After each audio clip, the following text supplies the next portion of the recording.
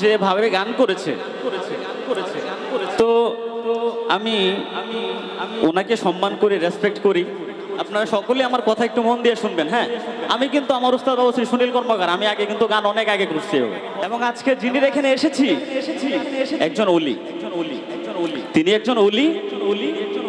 আমি যখন তিনি এখানে আসবো অবশ্যই আমাকে সেই নিজের পবিত্রতা বজায় রাখতে হবে, ঠিক কিনা? তো আমি আপুকে বলতেছি না মিন করে, কিছু কিছু শিল্পী আছে যারা বর্তমান প্রেক্ষাপটে বাংলাদেশে বাউল গানে এসে যেসব গান করে, আমি তাদের জন্য এক লাইন গান করব, শুনতে রাজি তো?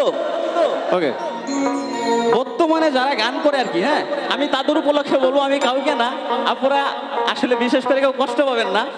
Hello hello hello hello hello hello hello ভাইয়া, hello hello hello hello hello. জয় জয় সাধুগুরু সর্বসর্ণে পাপের মস্তক দণ্ড পার।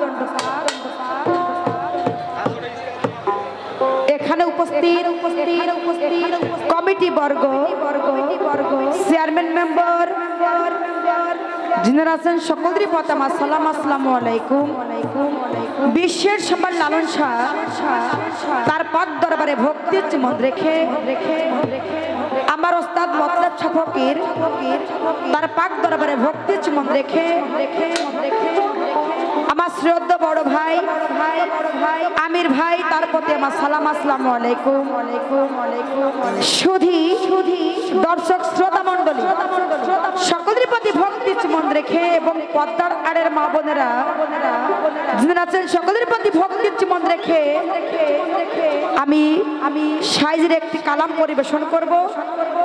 যদি ভুল ত্রুটি হয়ে থাকে সবাই আমাকে ক্ষমা দৃষ্টিতে দেখবেন। ধন্যবাদ সবাইকে। আর আমি খেপা সালমা, সবাই আমাকে চিনেন। দর্শকের হৃদয়ে যে ভাবটা থাকে এই খেপার হৃদয়ে ভাব আসবে না। এই জন্য কথাই আছে, যার ভিতরে ভাব আছে তার ভিতরেই প্রেম আছে, আর যার ভিতরে কোনো ভাব নাই তার ভিতরে প্রেমই নাই। তো সেদিকে লক্ষ্য করে সাইজের একটি কালাম পরিবেশন করবে। ধন্যবাদ সবাইকে।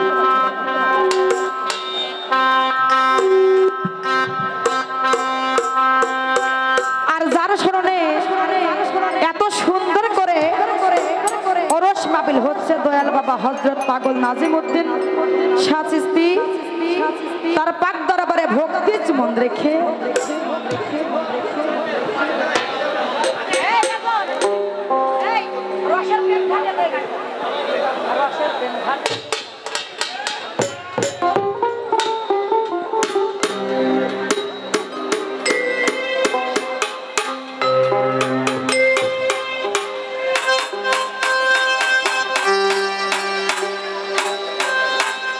আসলে কি প্রথম থেকেই ঝড় উঠে গিয়েছে। কারণ আমার আবার আস্তে আস্তে ভাব হয়তো, মানে আস্তে আস্তে ভাবটা দিলে পরে কিন্তু গরম নরম সবই হবে না। তো যাই হোক, এখন একটা পাতলা বাড়ি দেবো, ঠিক আছে? আপনারা মাঝে মাঝে একটু ভাবসাব দিয়ে। আর এখানকার দর্শক শ্রোতা মন্ডলী মানে ইয়াং, এরা তো কোনো ভাবই দেখতেছি না। এদিকে কোনো মানুষ ভাব দিচ্ছে কিন্তু এদিকের মানুষ ভাব দিচ্ছে না, ভাল লাগছে না।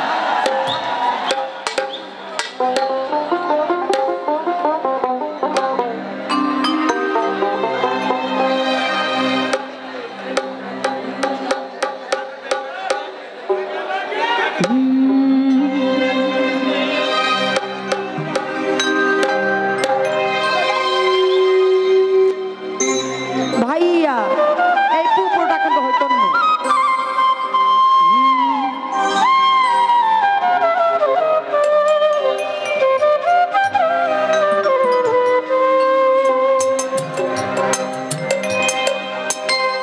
তুমি আইন জানো না বললেও মানো না, ও রসের প্রেমে ঘাটেতে এই আগ বাড়িয়ে নাও বেও না। একজন রসের মানুষ হতে হলে একজন রসিক মানুষের দরকার হয়। আশিক মানুষ। তুমি আইন জানো না বললেও মানো না, তুমি আইন জানো না বললেও মানো না, ও রসের প্রেমে ঘাটেতে আগ বাড়িয়ে নাও বেও না, ও রসের প্রেমে ঘাটেতে আগ বাড়িয়ে নাও বেও না, ও তুমি আইন জানো না বললেও মানো না, ও তুমি আইন জানো না বললেও মানো না, ও রসের প্রেমে ঘাটেতে আগ বাড়িয়ে নাও বেও না, ও রসের প্রেমে ঘাটেতে আগ বাড়িয়ে নাও বেও না।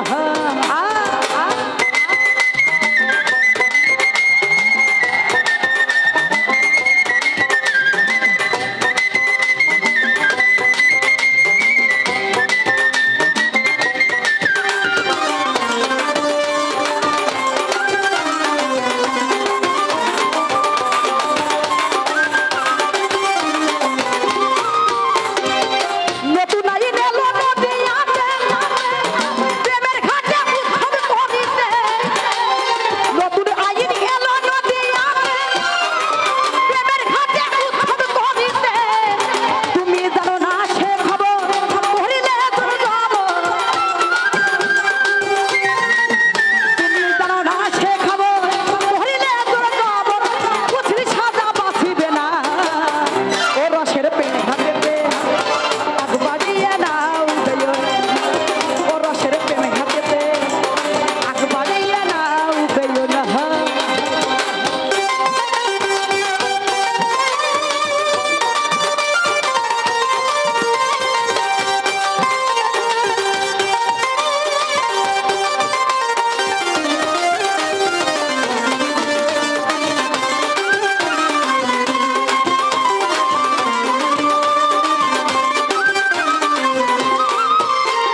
প্রেমের ঘাটে রাহাজানি তাই রাধা রসমতি জানে গোটাই।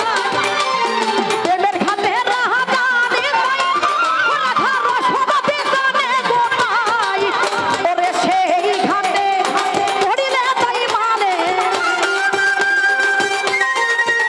আরে সেই ঘাটে পড়িলে তাই মানে, এমন কাজ আর করো না, ও রসের প্রেমে ঘাটেতে আগ বাড়িয়ে নাও বেও না, ও রসের প্রেমে ঘাটেতে আগ বাড়িয়ে নাও বেও না।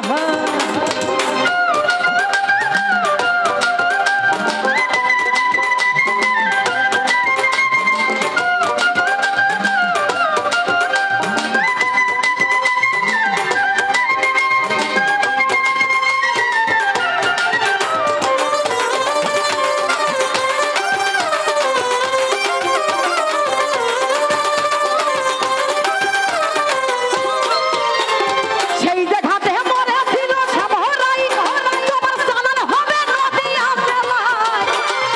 সেই যে ঘাটে মরেছিল শ্যামহরাই, তোমার চালান হবে নদিয়া জেলায়।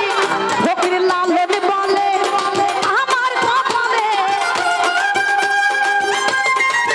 ফকির লালন বলে আমার কপালে, কি জানি কি হয় কি ঘটনা, ও রসের প্রেমে ঘাটেতে আগ বাড়িয়ে নাও বেও না, ও রসের প্রেমে ঘাটেতে আগ বাড়িয়ে নাও বেও না। ও তুমি আইন জানো না বললেও মানো না, ও তুমি আইন জানো না বললেও মানো না, ও রসের প্রেমে ঘাটেতে আগ বাড়িয়ে নাও বেও না, ও রসের প্রেমে ঘাটেতে আগ বাড়িয়ে নাও বেও না, ও রসের প্রেমে ঘাটেতে আগ বাড়িয়ে নাও বেও না, ও রসের প্রেমে ঘাটেতে আগ বাড়িয়ে নাও বেও না, ও রসের প্রেমে ঘাটেতে আগ বাড়িয়ে নাও বেও না, ও রসের প্রেমে ঘাটেতে আগ বাড়িয়ে নাও বেও না, ও রসের প্রেমে ঘাটেতে এই আগ বাড়িয়ে নাও বেও না। এই যে নাও, এই নাও বাড়াতে গেলে বিপদ আছে, কিন্তু জেনে শুনে নাও বাড়াইয়েন। বিশেষ করে কেন নিলাম বলি, এখানে আমার শ্রদ্ধেয় বড় বোন খেপা সালমা পাইছে।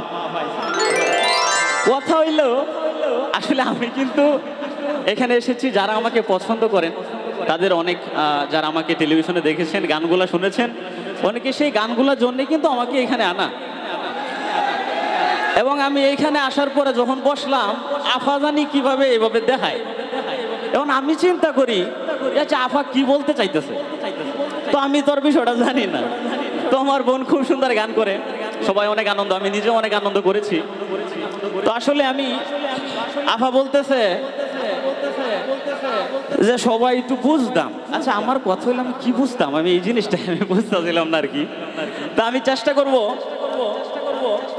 আপু যেভাবে গান করেছে, তো আমি ওনাকে সম্মান করি, রেসপেক্ট করি। তা আমি চেষ্টা করব যে উনি ওনার জায়গা থেকে যে কথাগুলো বলেছেন, গানের কথায়, কবির কথায় যেটা বলে, আমি যদি নামাজ পড়ি, আপনারা সকলে আমার কথা একটু মন দিয়ে শুনবেন। হ্যাঁ, আমি কিন্তু আমার উস্তাদ বাবু শ্রী সুনীল কর্মকার, আমি আগে কিন্তু গান অনেক আগে করছি। কথা হইল আমি যখন নামাজ পড়বো সর্বপ্রথম আমার কাজ কি থাকবে? আমার পাক পবিত্র হওয়া। এবং আজকে যিনি এখানে এসেছি একজন ওলি, তিনি একজন ওলি। আমি যখন তিনি এখানে আসব, অবশ্যই আমাকে সেই নিজের পবিত্রতা বজায় রাখতে হবে, ঠিক কিনা? তো আমি সে আপুকে বলবো না, জাস্ট একটু একটা অন্তরা বলবো। আমি এইদিকে যাবোই না, যেহেতু আমি এসেছি আপনাদের শুধুমাত্র আপনাদের চাহিদা অনুযায়ী গান করার জন্য। তো আমি আপুকে বলতেছি না মিন করে, কিছু কিছু শিল্পী আছে যারা বর্তমান প্রেক্ষাপটে বাংলাদেশে বাউল গানে এসে যেসব গান করে, আমি তাদের জন্য এক লাইন গান করবো। শুনতে রাজি তো? ওকে জি জি জি।